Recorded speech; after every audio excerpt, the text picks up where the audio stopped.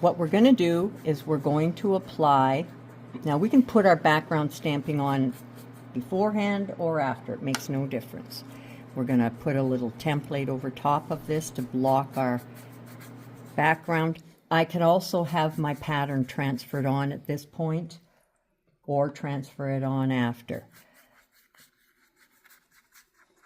So that's just a wet coat. So I'm applying water to the card because it is watercolor paper. And it's going to take my water nicely. I'll start down at the bottom.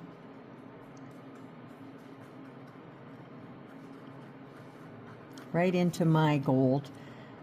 The gold trim is going to come back on top afterwards. So I just want to keep that. And anytime you need to pick up a bit more moisture, just dip into your water. So we come along the bottom, working our paint upwards, and this is Laurel. A little more moisture.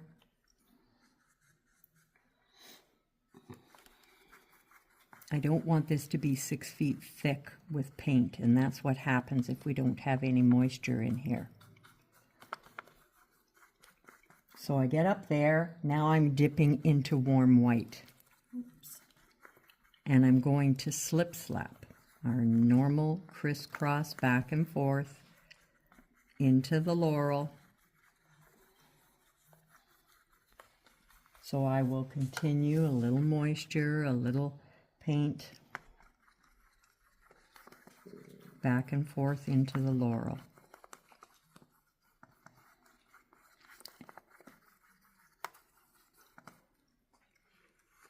Now, once I get up to the top here, I'm going to put a little bit of Laurel as well. But I'm wanting the top and the what we'll call our center to remain lighter. The bottom is darker. That's where our Queen Anne's lace is going to be later, and it's going to have a nice depth behind it so it stands out if it's up in the bright area. And we do want the center to look lighter because it's giving us some distance. So once we get that around, I'm going to pick up just a little bit, not a lot, on my brush of thicket. And I'm going to just bring the thicket just lightly in. I don't want to come in too far with it. It's just creating like a shadow area for us. So it's going to go around the outer edges. I'll come back over on this side. We're wanting that thicket to be darker, give us a little bit of a hollow, so it's like we're looking through a little window in our card. If I bring it in too far, I'm just going to pick up a little bit more of the warm white, come to my center, and just push everything back. I want that center to be nice and soft. So now we've got that. There we go. That's our goal. That's where we're heading with this. Alrighty. Down some burlap with a little bit of water. Just, I'm not making it a wash, but I'm thinning it down. And I'm going to take my stamp and I'm going to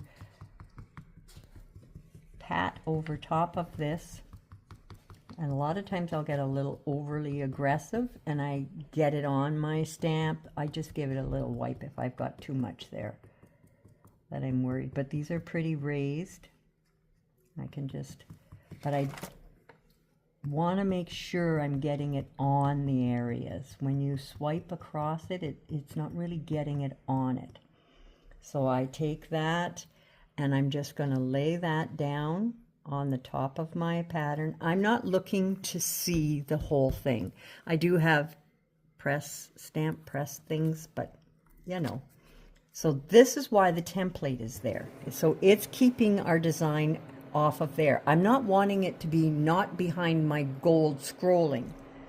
So I will go ahead and I will do another stamp I have several little busy patterns is what I'm looking for, a busy pattern. So I'll take this one and I can stamp down here. You really only get one go out of it. I have pressed in another place. I'll show you what I get. It's going to be very faint. Faded.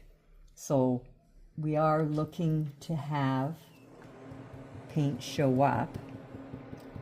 And I'm not necessarily looking, you see how I'm missing, I've only got a bit of that little watch piece on there. And I can put a little up here. So it's overlapping it. I'm going to press over here again and see if because I didn't press down on that side.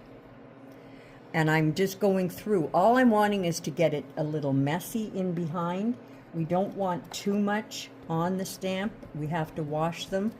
And, you know, I'm going with 2 goes here. You can tell by how much is taken off of your stamp.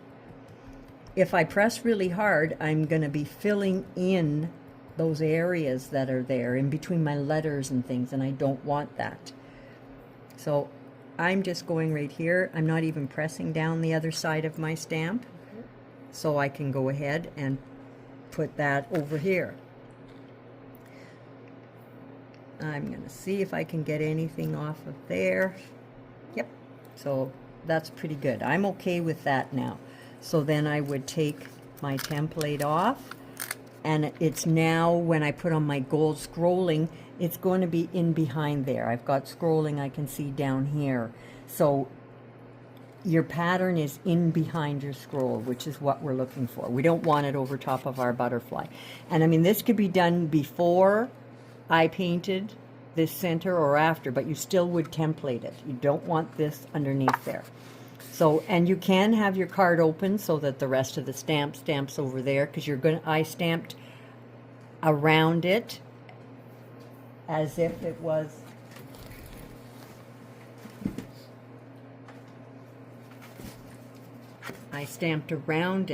so that that's the back side. So if I had that there, you can throw your template there, or I just went around and just kept it kind of to a hollow around it. I did inside the card, and I have other little butterfly stencils or stamps that I just put on and stamped extra butterflies on there. The envelope I did like so, and put those on. Okay, so that's the plan of what we're doing right now with our stamping. So we'll go ahead and we'll stamp. I've got all kinds, and if you have pieces on the box, but we did use this small script stencil, which worked really, really pretty. Like some of the girls had it. Some put some of the poppy stamp on it. They had all kinds on there. There's dragonflies. We've got everything. So, but any stamps can go on there, or stencils. You just want them to be tiny so that they can overlap and look cute. We're not looking for a design for the background. We want it to look like old paper. All right, that's our mission here. I'm going to take and I'm going to apply, I've thinned down some neutral gray and avocado. Oh, yeah. And I'm going to put in some phantom shadow leaves. Now I've reduced this pattern, so I'm using nice and small. You could use, let's say, I might consider a number 2 round to be pretty good. So these are thin and watered down. And then I'm going to add more water, and so it's actually almost just like dirty water. So when I have those ones dry in behind, they'll be even fainter than these. I'll take my liner and we'll pull some stems in. Well, you'll see in your background that we have a few twig branches. I'm missing a flower over here that I'm going to transfer on. I can take and I can add a smidge more paint and put in my little fine stems for my Queen Anne's lace as well. And there's more Queen Anne's lace over here I didn't transfer on, so I'll just create that there. So we work in these little loose fine sticks or stems that are in the background, little bits. I can use my liner for that too, to add some little fine leaves. But you see the ones you want to have some nice faint distant background.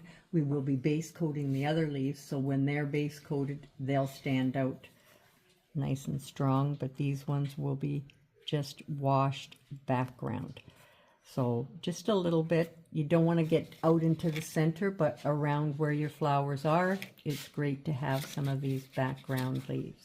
And just a few dabs work as well. All right, that's what we're going to do for our background.